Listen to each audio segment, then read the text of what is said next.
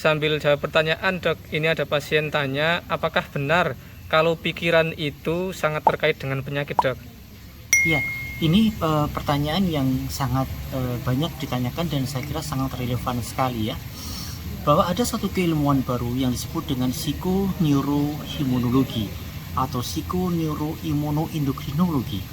Artinya bahwa psikis kita sangat terkait dengan kondisi sistem imun kita, sistem saraf kita, sistem endokrin kita, dan lain sebagainya. Maka banyak orang-orang yang ketika orang itu santai menghadapi penyakit, maka dia malah relatif ringan dan relatif cepat membaik dibandingkan orang-orang yang sangat stres sekali memikirkan penyakitnya gitu. Jangan-jangan nanti saya komplikasinya begini, jangan-jangan saya nanti memberat, jangan-jangan ginjal saya rusak, jangan-jangan jantung saya rusak. Maka ini yang akan membawa pikiran itu kepada penyakit yang sesungguhnya seperti yang dia pikirkan gitu. Maka saudara-saudara sekalian, pikiran itu akan sangat terkait dengan kondisi penyakit yang kita derita.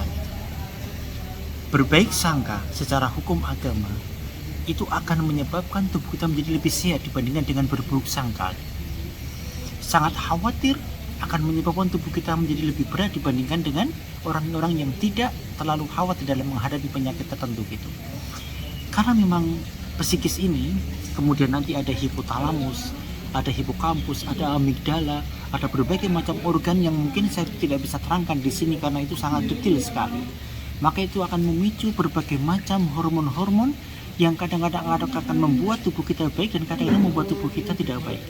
Artinya bahwa psikis kita sangat menentukan sekali hormon-hormon yang terbentuk dan itu nanti akan mempengaruhi kondisi kesehatan kita.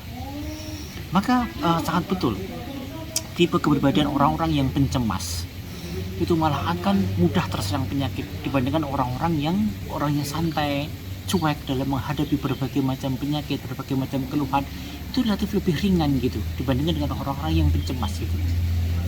Dan saat ini banyak kondisi-kondisi di mana seseorang yang menderita penyakit, entah itu penyakit autoimun, entah itu penyakit kanker, entah itu penyakit-penyakit yang lain, yang dia menghadapi itu terasa berat, dia menghadapi itu dengan kekhawatiran yang tinggi, dengan kecemasan yang tinggi, itu relatif lebih susah disembuhkan, lebih susah dikontrol dibandingkan orang-orang yang cuek, yang relatif dia tidak terlalu memikirkan penyakitnya gitu.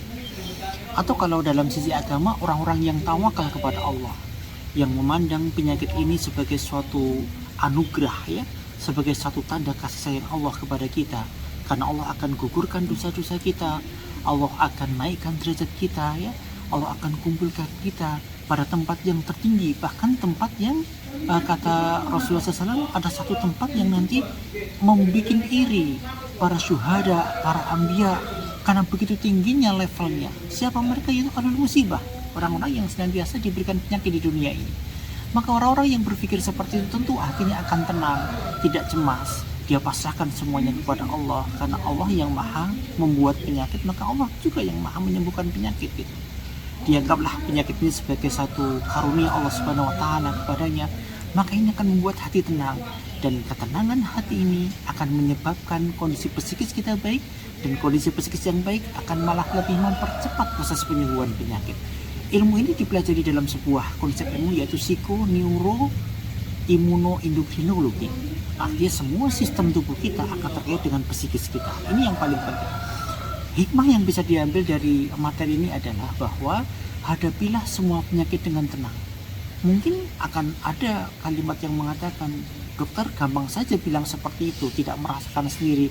Oh, tidak, ini adalah sebuah teori yang memang harus berusaha kita jalankan dengan baik gitu ya. Bahwa menghadapi penyakit dengan tenang itu akan membuat rileks.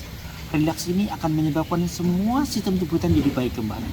Dan itu akan mempercepat penyembuhan penyakitnya.